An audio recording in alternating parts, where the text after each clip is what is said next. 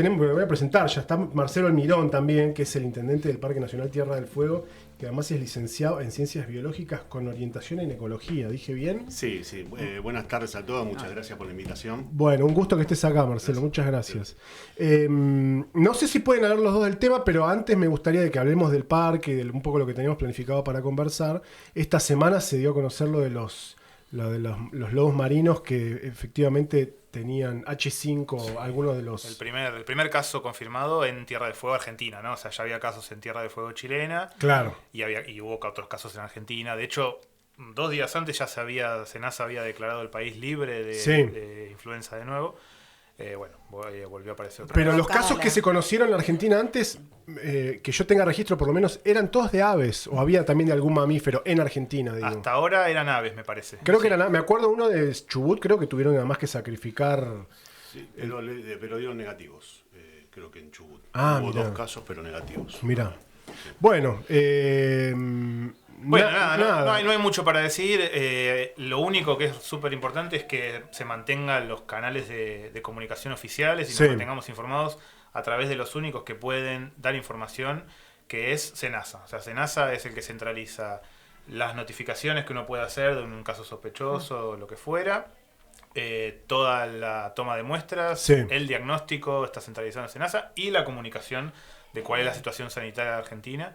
Es un tema serio. Pero la mesa esa que estaba funcionando de distintas instituciones, por lo menos acá en Tierra del Fuego, sigue existiendo. Sí, pero hay múltiples instituciones. Pero, por ejemplo, a partir de la notificación y qué se hace después, está todo centralizado ahí. Si vos llamás a Parques porque encontraron un lobo en Parques, Parques va a dar aviso a Senasa. Okay. O sea, no hay otra institución que pueda cumplir ese rol ahora. Claro. Y esa recomendación sigue vigente. Si encontramos un bicho...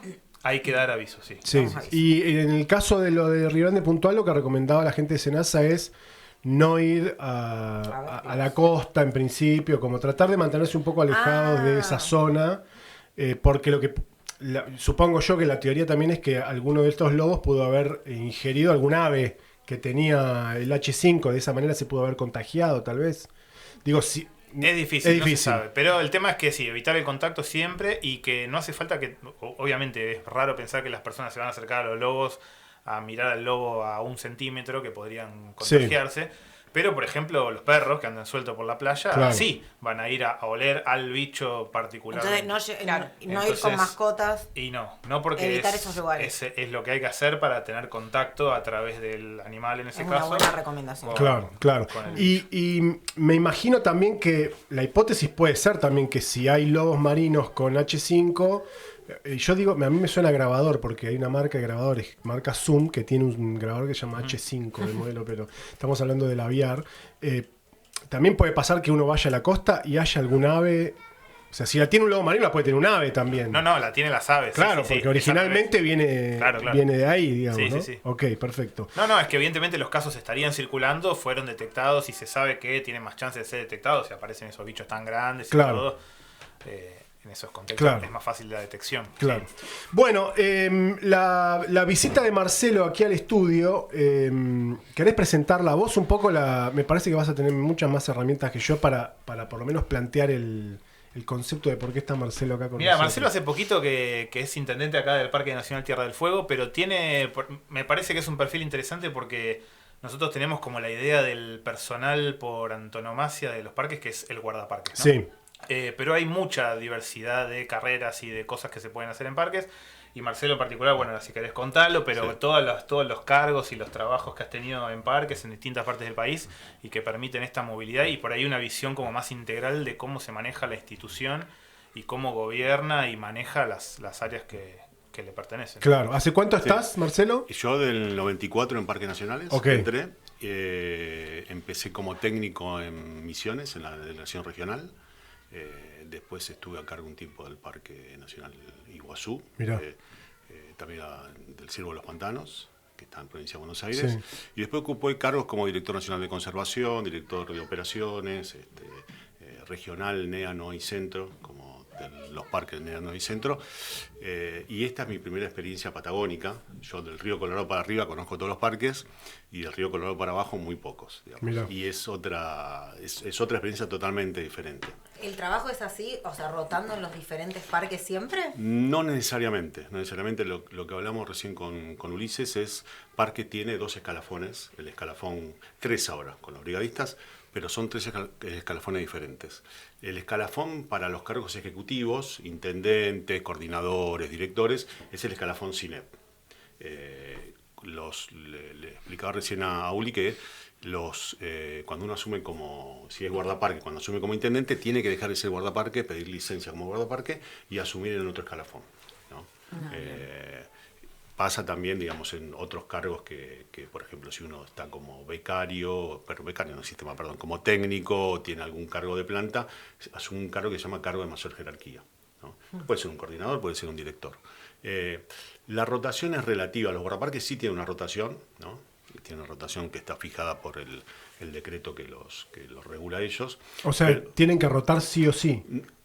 Deben rotar sí o sí si quieren ascender. Podrían no rotar y no ascienden. O sea, tienen la opción de no rotar y no ascender. Okay. Antes sí, el escalafón viejo, eso estaban obligados a rotar cada 4 años. Pero en el nuevo escalafón tienen la opción de no hacerlo, ¿no?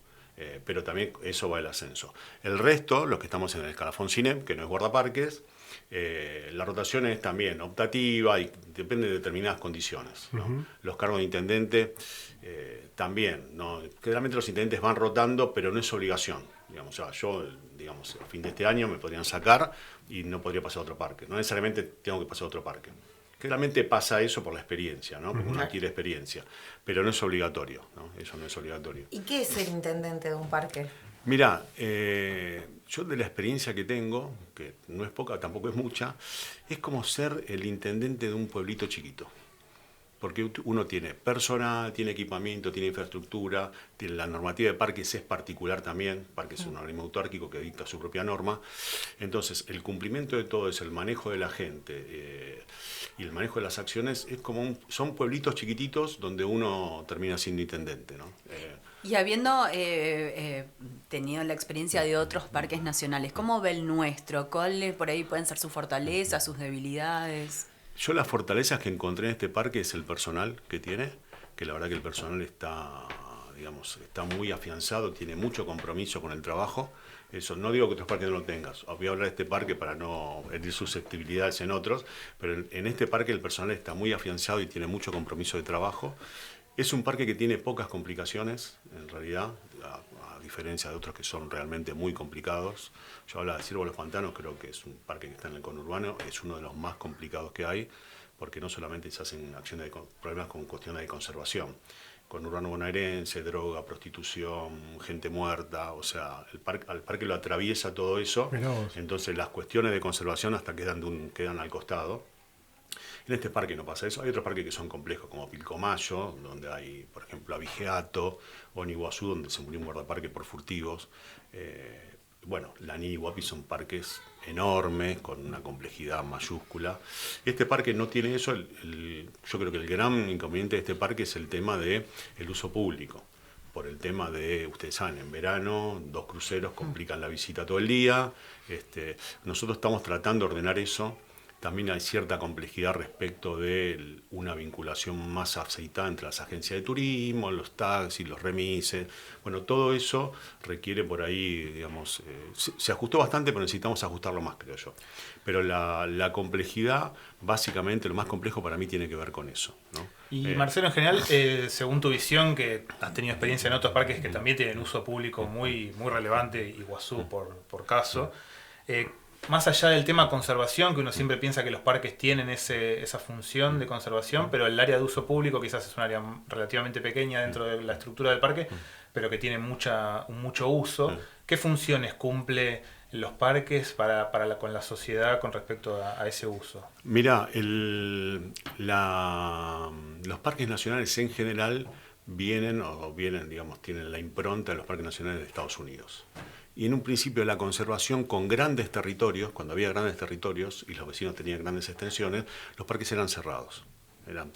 Y el vínculo con la sociedad era la visitación en determinados horarios.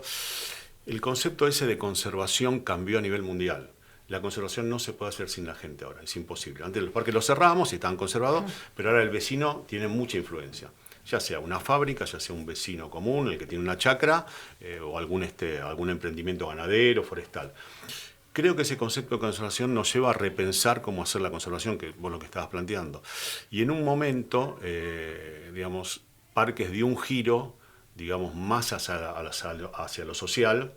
Creo, eso es mi opinión nada más, creo que nos falta mucho todavía porque la vinculación con lo social es compleja, pero tenemos el desafío de darla. Es como, yo siempre pongo el mismo ejemplo, yo tengo sobrinos, vamos a comer y le digo, si yo le puedo decir, hoy comemos toda hamburguesa, no se queja nadie opina, pero yo le digo qué quieren comer y uno quiere hamburguesa, otro quiere pancho. Bueno, esa discusión en la mesa que tenemos que dar con la gente es lo más complejo, pero tenemos ese desafío para hacer la conservación. Yo no la consigo de otra manera. Si no es con la gente es imposible y siendo con la gente es compleja. Eso es un poco el tema, lo que hablábamos el otro día de la gobernanza, cómo uno administra y gestiona los parques.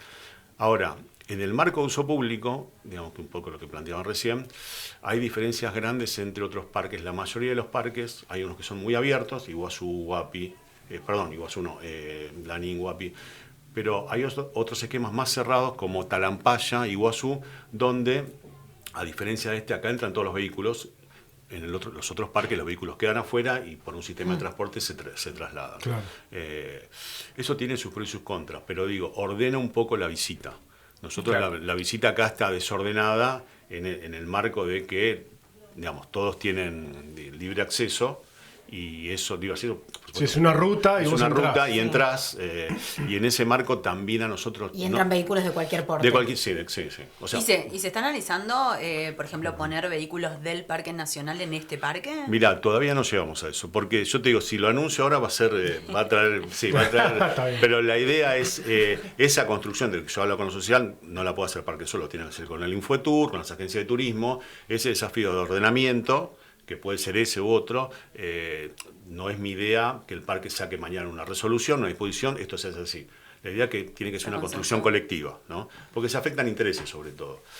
Otro tema, en el caso de la gobernanza, que también charlamos bastante con Ulises, cuando uno mira un área protegida, el área protegida, los parques son una herramienta para la conservación. Podría ser otra, digamos, una ONG, podría ser otra cosa. Hasta ahora lo que se sabe es que las áreas protegidas, como herramienta para la conservación, son las mejores herramientas. Pero como digo, puede ser una ley o puede ser consenso, que lleven a la conservación de los recursos. No necesariamente la creación de un área protegida a la gente le cae bien, por eso yo hablo de la construcción, ¿no? Para nosotros, que estamos por ahí en otro ámbito, decimos, se creó un parque nacional y aplaudimos, ¿viste? Pero para el vecino, la creación de un parque nacional no es tan beneficiosa muchas veces. Entonces, la construcción de esos espacios de conservación se tiene que hacer previamente con la gente. Y en muchos casos, muchas encuestas indican que si uno le hace, digamos, una encuesta al vecino, no está de acuerdo con la área protegida. Al vecino directo, ¿no? Para poner un ejemplo, Siervo de los Pantanos tiene una pastura hermosa en el parque, pero los caballos que están afuera no pueden entrar. Claro. ¿No? Entonces, ese concepto que por ahí tenemos los que, digamos, no vivimos al lado de los parques directamente, a veces uno tiene que respetarlo y por lo menos llegar a acuerdos, ¿no?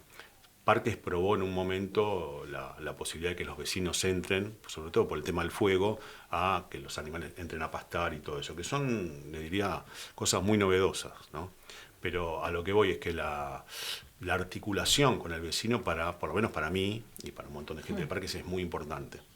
Porque después al vecino que le decimos que no mate un bicho, porque lo tenemos que conservar, digamos, al final termina matándolo porque, digamos, el parque le obstruye lo que antes hacía libremente, que era poner a pastar sus animales o sembrar. Y entonces, ese marco, creo que esa construcción, que nosotros la vemos de un lugar, los vecinos la ven de otro. Entonces, respetar eso en principio, ¿no? Quería retomar esto que contabas de la historia de los parques y cómo nuestros parques fueron creados bajo el modelo estadounidense. De hecho, el primer parque nacional es en Yellowstone, que es en Estados Unidos. El tercero de toda la historia es... ¿Yellowstone es el primer parque nacional de la historia? Sí, y el tercero es lo que hoy es el Parque Nacional Nahuel Huapi. Voy a decir una boludez, pero es el parque del oso Yogi. Exacto. Sí. Pero es que así lo conocemos todos. Claro. Bueno, el tercero de toda la historia es de Argentina. Entonces, Mirá, Argentina tiene una historia... lo de la canción. Argentina tiene una historia súper antigua de parques nacionales. Entonces muchos parques se crearon en ese momento por cuestiones escénicas. Esos lugares que estaban en esos lugares así tan bellos y para observar la naturaleza y todo eso, normalmente no estaban en las zonas más productivas. De hecho, hoy en día Argentina todavía tiene muy poquita área protegida en las zonas más productivas, como en la región pampeana, por ejemplo. Y muchas veces zonas también por lo mismo de frontera, como pasa también acá. Entonces yo quería consultarte también por los desafíos sobre cómo articular con otras organizaciones. Esto que decís del transporte tiene que ver con que la Ruta Nacional 3 atraviesa el parque, llega hasta el final, con lo cual eso es jurisdicción de Vialidad Nacional. Todo lo que hemos ido al parque vamos y sabemos que está Gendarmería, porque es una zona de frontera, y eso pasa en muchos parques que están en la frontera del país, ¿no? Entonces, ¿cómo se articula y cómo se gestiona eso en conjunto con estas otras organizaciones que en principio tienen el mismo nivel de injerencia? Mira, hay acuerdos que están firmados, hay acuerdos y hay proyectos, por ejemplo, con Vialidad en particular. Vialidad está dentro del parque. Y te diría, si me preguntás, la verdad que el servicio que nos presta a nosotros, el mantenimiento de la ruta, nosotros no lo podríamos hacer. Gendarmería también. Gendarmería tiene, guardaparque tiene función de policía administrativa, Gendarmería tiene otras funciones en el caso de detener personas. No pasa en este parque, en otros parques sí. Casi todos los parques tienen un puesto de Gendarmería dentro, la mayoría. Y Gendarmería, la verdad que colabora con nosotros muchísimo. Respecto a las otras instituciones, hay instituciones en las cuales parques no ha articulado, no ha tenido acuerdos, lo cual puede llegar a ser un problema, pero en general con la mayoría tenemos acuerdos de trabajo. Ustedes saben las reservas de la defensa, ¿no? Que es una estrategia de conservación muy buena, que son áreas del Ministerio de Defensa que están sujetas a conservación. Las áreas no son de parques colabora, pero hay un acuerdo, todavía no salió la ley, o sea, no están nominadas por ley, pero sí hay un acuerdo donde se nombran y hay lugares que por haber estado, por ejemplo, la del Ejército Puerto Península, nosotros hicimos un relevamiento en el 2000, no me acuerdo, 2001, 2002, y encontramos animales que no habían sido registrados ni en el Parque Nacional ni en el Provincial Uruguay.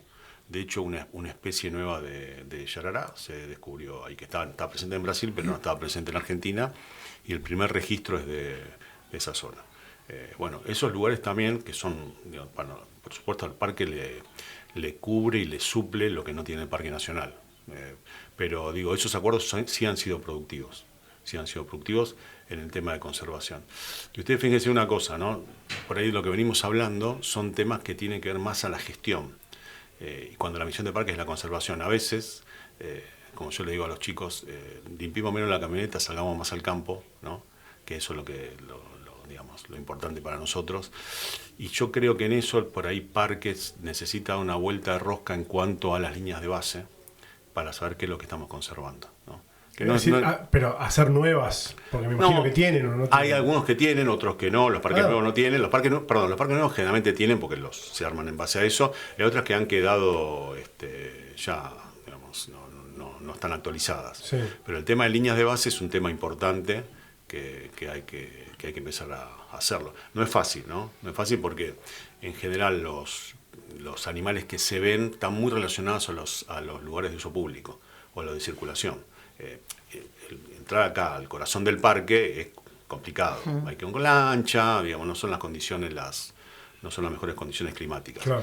Pero sí es un tema que en general yo entiendo que hay que actualizar las que están hechas y las que no tienen hechas hacerlo. ¿Y hay lugares adentro de este parque en particular, supongo que puede ser aplicable para el resto de los parques, en donde vos digas, bueno, hay una interrelación con la comunidad, que la gente pueda entrar, que también sirva como atracción turística, etcétera, pero por algún motivo X, algún sector que se prohíbe el ingreso porque hace falta recuperar alguna variable del ambiente? Sí, en general hay zonas que son de reserva estricta, que por algún valor de conservación, que puede ser alguna especie, alguna población o algún elemento geológico, está restringida.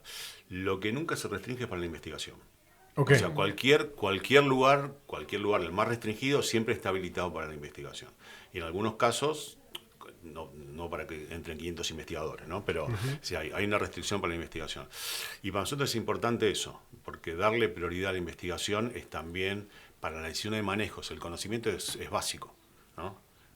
A veces lo que cuesta articular, yo vengo de la investigación también, ¿no? O sea, tuve un paso en la investigación. Y los proyectos de investigación generalmente son a largo plazo. Y las decisiones de manejo son a corto plazo, muchas a muy corto plazo. Entonces, lo que hay que empezar ahora es a investigar todo lo que se pueda para después, cuando lleguen los resultados, uno ya tener los elementos. Ahora hay cosas que no tenemos y a veces hay que tomar una decisión de manejo, no sé, por ejemplo. Sin esa información. Sin esa información, entonces hay que tomarla porque a veces es inevitable. Pero la idea es mejorar y profundizar las investigaciones, cosa de tener la mayor cantidad de elementos para que las tomas de decisiones sean las más acertadas, ¿no? Yo pensaba, en Tierra del Fuego tenemos varios problemas. Recuerdo siempre el inconveniente en el Parque Nacional de que ingresen caballos a pastar. El otro problema que tenemos y que siempre se habla es los castores. Sí, otro problema, los conejos. Otro problema que tenemos en temporada son los excursionistas extraviados, lastimados y que activan comisiones de auxilio, pero en el parque no pasa. No tenemos información de operativos de rescate en el Parque Nacional, cuando igual hay senderos hay muchos senderos y hay algunos que son muy complicados también. Sí. O sea, tienen como algunas particularidades. Hubo un caso que fue el de las cuevas. Sí. El turista brasileño. Sí. Lo que pasa es que pasa que no entras por la entrada principal. Claro, cuesta relacionarlo con el Parque Nacional Tierra del Fuego porque en ese caso es en otro sector. Sí, de todas maneras ahí participamos nosotros en parte del rescate. Claro. El tema de la cueva, yo me acuerdo que cuando a mí me designan para venir acá, yo estaba en Buenos Aires y todavía no me habían nombrado y lo primero que me llaman, el tema de la cueva para mí es una negligencia de la gente que entra, porque había 500 carteles para decir que no entre, y eso pasa en ciertos lugares del parque, y digo también de la provincia. La provincia tiene prohibiciones y tiene lugares donde taxativamente se prohíbe no entrar. A veces hay una responsabilidad, nos pasa a nosotros sin subjetividad, lo digo, los israelíes a veces entran al parque con crop, ¿viste? Escalan. Entonces, nada, nos ha pasado también. Pero mencionás a los israelíes porque pasa particularmente eso, ¿les gusta entrar a los parques? Sí. No, hay un turismo muy grande. Muy grande, sí. Y el embajador el cónsul de Israel, yo tuve una reunión con él por ese tema, como que son despreocupados. El tema que un rescate acá, ustedes saben, se pierde una persona, bueno, pasó con este abogado que está perdido, más allá del tema de la vida y de lo que puede pasar con la familia, hay todo un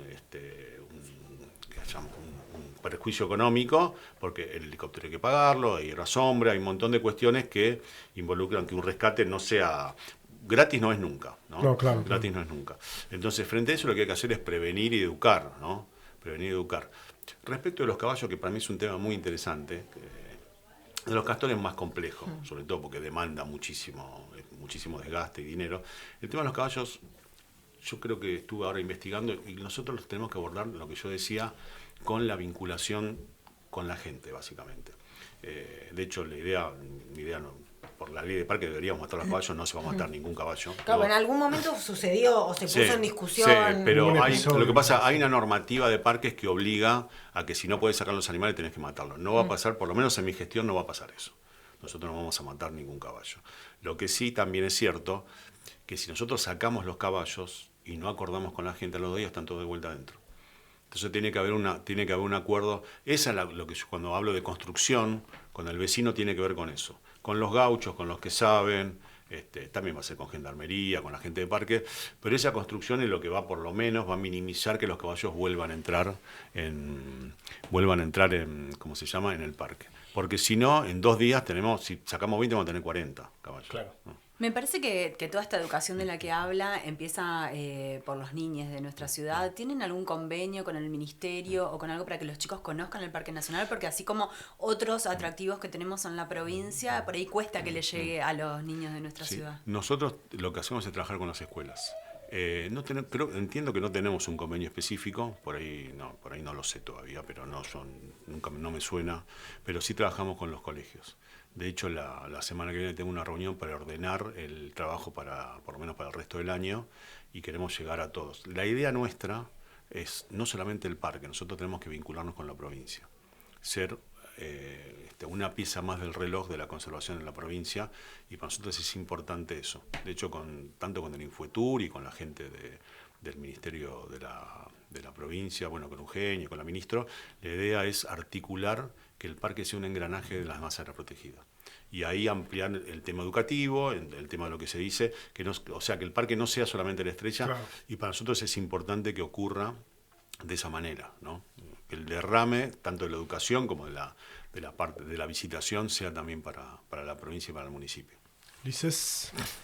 No, si querés, para cerrar, yo quería preguntarte, como en toda tu experiencia, ¿cómo fue cambiando esto que vos contás de cómo el parque o los parques se interrelacionan con el alrededor?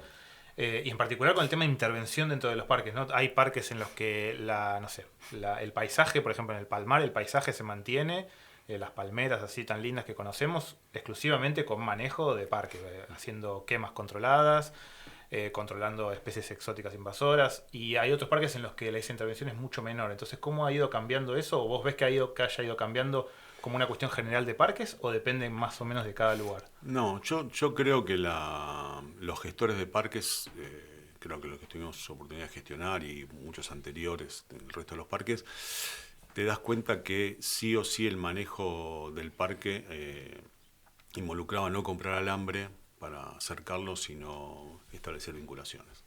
Ese desafío, como les decía, es complicado porque sentás en una mesa 5 y los 5 opinan diferente.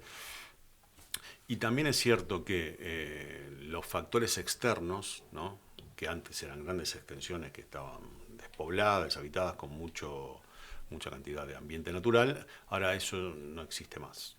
De hecho, ustedes saben, el país se divide en ecorregiones. Hay ecorregiones que deben quedar 2 hectáreas, ¿no? Casi no quedan. El Monte Chaqueño también está con una intervención muy grande. O sea, el Parque Chaco, que tiene 15.000 hectáreas, es un relicto del Monte Chaqueño. El Impenetrable es algo que se creó, que también tiene una superficie muy grande, pero también está siendo afectado, y verá lo mismo. Entonces la vinculación creo que fue inevitable. O sea, uno se da cuenta de que no puede conservar si el de al lado no está de acuerdo. Es el mismo que está al lado, es el que te mata a los animales cuando no. Y también hay otra cuestión, digamos, hay, sobre todo en los parques que yo más conozco, que son del norte, hay cuestiones que son, digamos, la supervivencia de la gente. Hay gente que caza para comer, claro, realmente, ¿no? La situación de inequidad que hay, y eso es real, es una cuestión de, digamos, las comunidades originarias sobre todo, que también, por ejemplo, en el caso de las guaraníes, que no son afectos al cultivo, son más bien, perdón, la ranita del teléfono. ¿Qué es eso? No sé si va. Yo decía, ¿qué es eso? Tiene el ruido de un animal. Sí. Claro, es inevitable. Inevitable, es un animal. Es como el otro día Ulises compartió una foto de la nevada y la regla estaba llena de bichitos la regla. Claro. Son biólogos, ¿qué va a hacer? Es así. No podemos escapar. Defecto de formación. Sí. Pero bueno, es eso, ¿no? Yo creo que el gran desafío es cómo uno comulga con la gente, cómo uno se asocia, cómo uno articula, y cómo la decisión de manejo pasan muchas veces por eso, ¿no? Claro. Hay, no sé, bueno, también Ulises, vos podés tener una opinión. En términos de la extensión que tiene nuestro país y la cantidad de población, la cantidad de parques nacionales que tenemos es una cantidad promedio en relación a otros países. Tenemos mucho, tenemos poco, deberíamos tener más. Por un lado, formalmente tenemos relativamente poco, o sea, hay muchos países que tienen mucho más, pero también es cierto que hay muchos países de los que tienen más, que son muchos ejemplos así clásicos de la sustentabilidad, qué sé yo, Costa Rica, por ejemplo, que tienen muchas áreas protegidas, pero fuera de las áreas protegidas es una transición muy, muy abrupta hacia la nada. O sea, fuera de la área protegida no existe nada. No, pero es un país y además es muy chiquito. Y Argentina, para la extensión que tiene, no sé, a mí me parece que los parques, muchas veces entre el límite del parque y lo que hay afuera, no hay una transición tan violenta. En algunos parques sí, en el Palmar, en los parques de la región pampeana o del Espinal, por ahí sí. En Patagonia tenemos, por ejemplo, una gran superficie de áreas protegidas y que fuera de los parques sí puede haber una estancia, pero la estancia que tiene las ovejas no es que está todo destruido y ves que, mira, ahí se ve el límite del parque. Eso no pasa acá en Patagonia. Tenemos todavía extensiones que ecológicamente funcionan relativamente bien. Claro. Bueno, Marcelo, gracias, gracias por a haber ustedes. Venido, éxitos en la gestión. Muchas gracias. No digo que esté proyectado, pero ¿tenés una opinión respecto del asfaltado de la ruta? Acá es como... ¿Del asfaltado la ruta del parque? Claro. Está el proyecto hasta la entrada del parque, que creo que eso está... Eso está caminado. Sí. A nosotros les voy a ser sincero. El que llega no va a ser toda la ruta, es solamente hasta el cruce donde termina el tren. ¿No? Sí. O sea, ni siquiera hasta la entrada del parque. No, antes. No. Es hasta la entrada del parque es una. Sí. Y después de la entrada del parque hasta donde... donde podés ir a Ensenada sí, o a... Ensenada o al sí. Pipo. Claro. Y les digo, yo ese proyecto lo veo bien, les explico porque hay un tema de seguridad ahí. Como está ahora, los colectivos quedan en cualquier lado, la gente cruza la calle. Yo el otro día había 2 ancianitos con un bastón cruzando la calle. Claro. Y la realidad es que ese proyecto, primero va a llegar hasta ahí la ruta, nada más. Después se va a hacer un gran estacionamiento para ubicar a los colectivos y la circulación va a ser más segura. Otro tema que nosotros, ese es un un área de uso intensivo para el parque. En épocas de verano no se ve manejando. Sí, no se ve por la tierra. Sí, de hecho creo que vamos a adquirir ahora un camión regador o algo de eso. Pero digo, también, si nosotros le estamos cobrando la entrada a alguien que viene, algún turista, nosotros las condiciones de seguridad tenemos que preverle y minimizar los riesgos. En este caso, yo les diría que es hasta... Va a ser superable la situación de ahora, que es muy riesgosa para los... Ahora, si ustedes me dicen para el resto del parque, yo no estoy de acuerdo con que se asfalte. Está bien. Pero en este caso llegaría hasta ahí y también es un punto de encuentro ese. Se va a hacer a Zaratiegui, se va al Pipo, pero es muy riesgoso en verano, estar ahí. Claro. Bueno, gracias. Nos quedamos sin tiempo ya, Marcelo, pero podríamos seguir charlando mucho más, así que ya te vamos a invitar nuevamente. Muy amable por haber venido un sábado además hasta acá. No, por favor, les agradezco muchísimo y nada, quedo a disposición para lo que necesitan. Bueno, muchas gracias. Marcelo Almirón, entonces, intendente del Parque Nacional Tierra del Fuego, estaba aquí conversando con nosotros en la columna de Ulises Balsa.